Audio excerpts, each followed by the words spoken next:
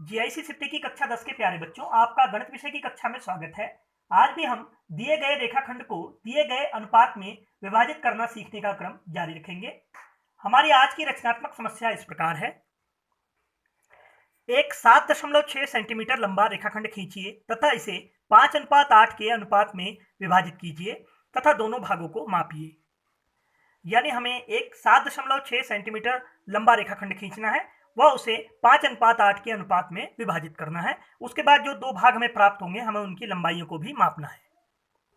तो आइए इस रचनात्मक समस्या को हल करते हैं तथा रचना के पदों को भी साथ साथ लिखते जाते हैं। सर्वप्रथम 7.6 सेंटीमीटर लंबा रेखाखंड AB खींचा। इसके लिए हम इस प्रकार स्केल की सहायता से 7.6 सेंटीमीटर का एक रेखाखंड खींच लेंगे। तो इस प्रकार से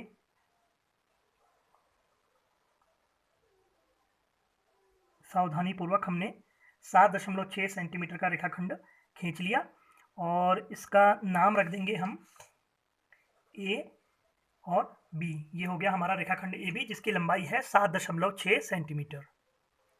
इसके पश्चात बिंदु ए से न्यून कोण बनाती हुई किरण AX खींची।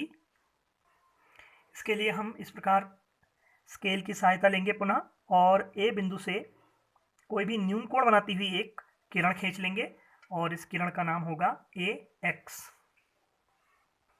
प्रश्न में हमें दिया गया अनुपात है 5:8। यदि हम 5 और 8 को जोड़ें तो हमें 13 प्राप्त होता है। अतः बिंदु ए को केंद्र मानकर आरंभ करते हुए किरण AX पर बराबर त्रिज्या के 5 + 8 अर्थात 13 क्रमिक चाप इस प्रकार लगाते हैं कि ये चाप किरण AX को क्रमशः A1, A2, A3, A4, A5, A6, A7, A8, A9, A10, A11, A12 तथा A13 अर्थात कुल 13 बिंदुओं पर प्रतिच्छेदित करते हैं।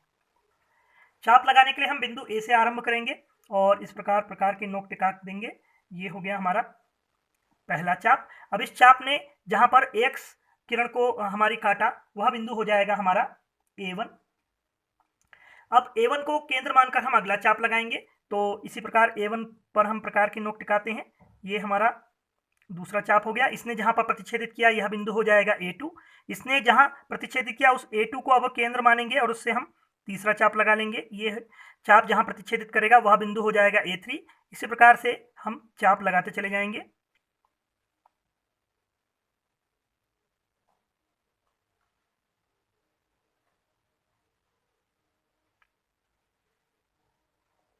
कोई भी चाप किरण AX को जिस बिंदु पर प्रतिच्छेदित करेगा, उस बिंदु को केंद्र मानकर हम उस बिंदु से समान त्रिज्या का अगला चाप लगाते चले जाएंगे और इस प्रकार से हमें कुल 13 चाप लगाने हैं।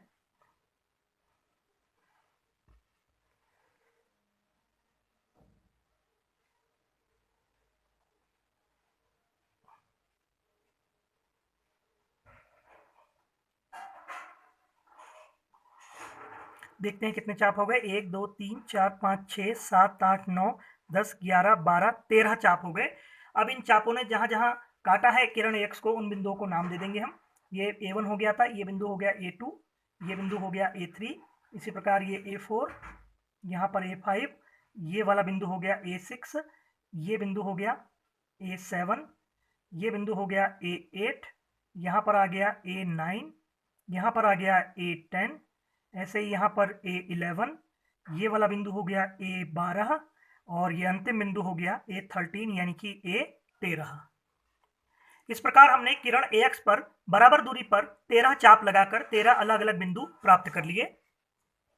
बिंदु A13 को B से मिलाकर रेखाखंड A13B खींचा।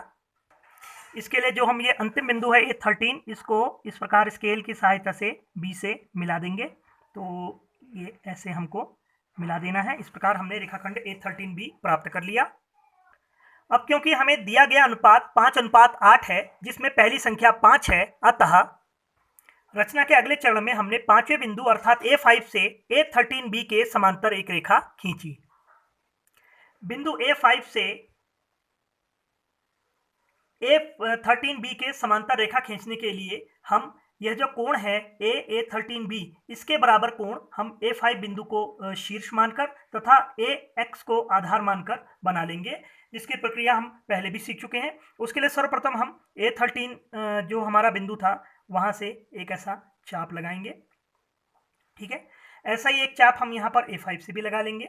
तो ये चाप थोड़ा बड़ा भी रख सकते हैं इससे, लेकिन त्रिज्या वही रखनी है। जितनी त्रिज्या हम यहाँ पर रखेंगे उतनी त्रिज्या हमको ये जो A5 से चाप लगाया इसकी त्रिज्या भी उतनी ही रखनी है।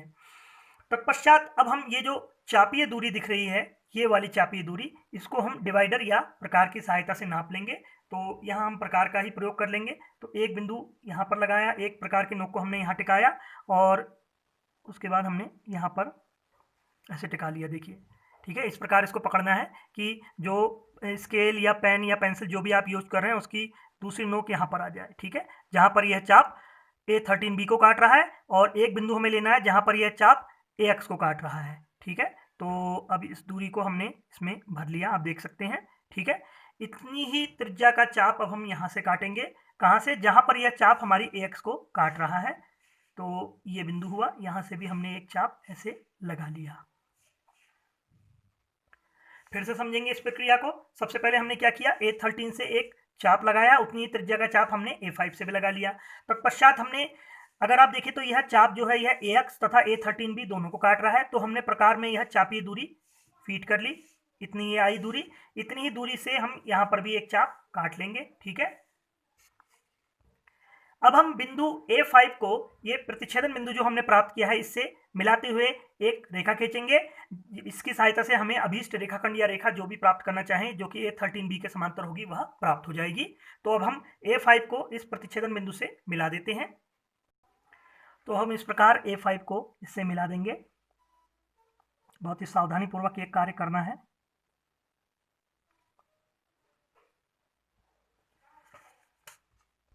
इस प्रकार जो रेखाखंड हमें प्राप्त हुआ है, यह रेखाखंड यह A13B के समांतर है तथा यह AB को जिस बिंदु पर प्रतिच्छेद करेगा हम उसे C मान लेते हैं। यह प्राप्त रेखा AB को C बिंदु पर काटती है, जो कि वह अभीष्ट बिंदु है जो कि रेखाखंड AB को 5:8 में विभाजित कर रहा है। इस प्रकार हमें वह बिंदु C प्राप्त हो गया है जो कि इस रेखाखंड को दो ऐसे भागों में विभाजित कर दे रहा है जिनकी लंबाइयों में 5:8 का अनुपात है। यदि इन भागों AC तथा CB की लंबाइयों को मापा जाए, क्योंकि हमसे प्रश्न में भी यह कहा गया है, तो मापने पर इनकी लंबाइयां प्राप्त होती हैं। रेखाखंड AC की लंबाई बराबर 2.9 सेंटीमीटर तथा CB की लंबाई बराबर 4.7 सेंटीमीटर। ये लंबाइयां लगभग हैं। इस प्रकार हमने दिए गए रेखाखंड को दिए गए अनुपात में विभाजित कर दिया, साथ ही प्राप्त दोनों भागों की लंबाइयों का लगभग मान भी ज्ञात कर दिया।